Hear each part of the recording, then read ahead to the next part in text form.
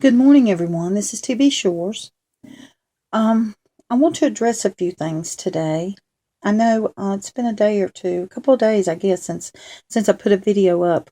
First, I want to ask that you be praying for me, and my household. The enemy has been finding ways to create every obstacle possible to keep me from putting out what I've been instructed to do here. I know some of y'all may be wondering how I got from Second Passover and Hezekiah to the World Trade Center, but trust me, it does all tie in together. And as the Lord leads me, I can see where He's going with this, but I can't jump ahead. But I can see how we are getting back to Second Passover. But there's some things that the Lord wants us to understand along the way. We left off in the last video. We were in Revelations, but particularly Revelations 18, and looking how that these scriptures speak to Babylon, the one that is guilty of having drawn the nations in to spiritual fornication against God. The Lord wants me to re-emphasize something this morning.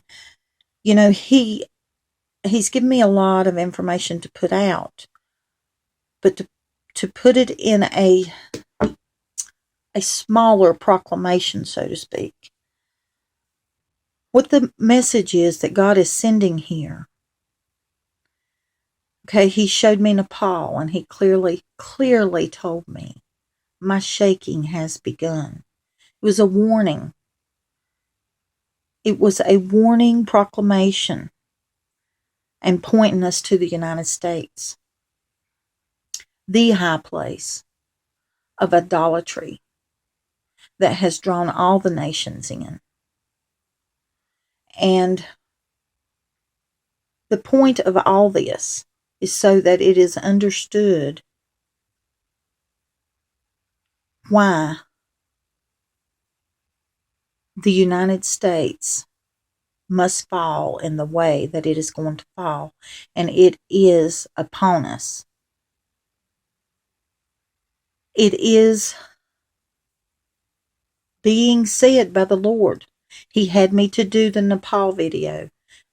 That was to show us that we are in the time of Hezekiah, that we need to understand that the world is in the state of Ahaz, as we see in Second Chronicles, chapter 28. Ahaz had defiled the kingdom. He had brought in everything he could think of and built altars in the high places for these false gods and these idols. He had defiled the kingdom. He had went against everything pertaining to God. When Hezekiah came into rule, he cleansed the kingdom. To put it simply, he cleansed the kingdom. He removed the idols. That is what God is fixing to do. I can't emphasize enough to you what God is showing us in all these things that I'm bringing to you in these videos is God is fixing to cleanse the land. He's fixing to remove the idols. He's fixing to draw our eyes away from all these idols that we have caught sight of. All these things that are exalted above Him. He is fixing to remove them out of the way, because you will see Him. You will see Him. The distractions will be gone, and there'll be a decision to make. God is showing us how the shaking is coming to the United States. It is coming at any time. It is very near. It could be any moment. That is what God is showing us through all this. He showed us about the shaking in Nepal and what it meant. He said His shaking had begun. He has directed us to the United States to give us understanding as to why the United States must come down. And I'm fixing to get into some more of that here in just a few minutes.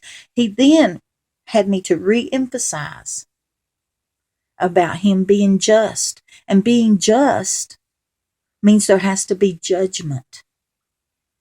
This is the time of judgment, and his shaking has begun. I cannot say it any clearer.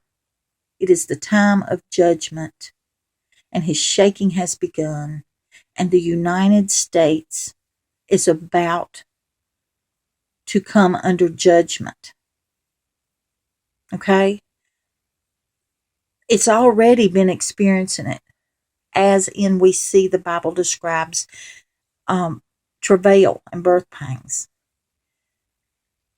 But God is fixing to throw his judgment down on the United States. That's what he's showing us. His judgment is here.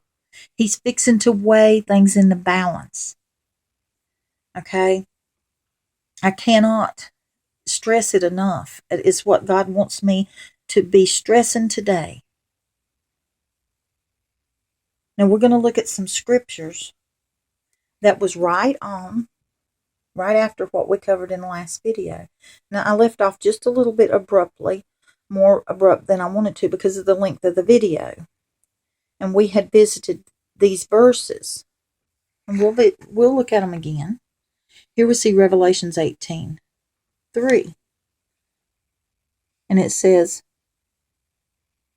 "For all nations have drunk of the wine of the wrath of her fornication, and the kings of the earth have committed fornication with her, and the merchants of the earth are waxed rich through the abundance of her delicacies." This is talking about this fornication. Her fornication is the fornication of the United States, the idolatry, the spiritual fornication, having put other gods before the one true God, which is to be our first love. Do you understand what that means? When it's talking about the fornication, the spiritual fornication, it's because our first love is supposed to be God. And we put all these other things before him. Okay? Then when we get down here, let's see, where else did we go? We went to verses 9 through 12. Oh, excuse me, 9 through 11. See, remember I pointed out 9 through 11. "And the kings of the earth who have committed fornication and live deliciously with her shall bewail her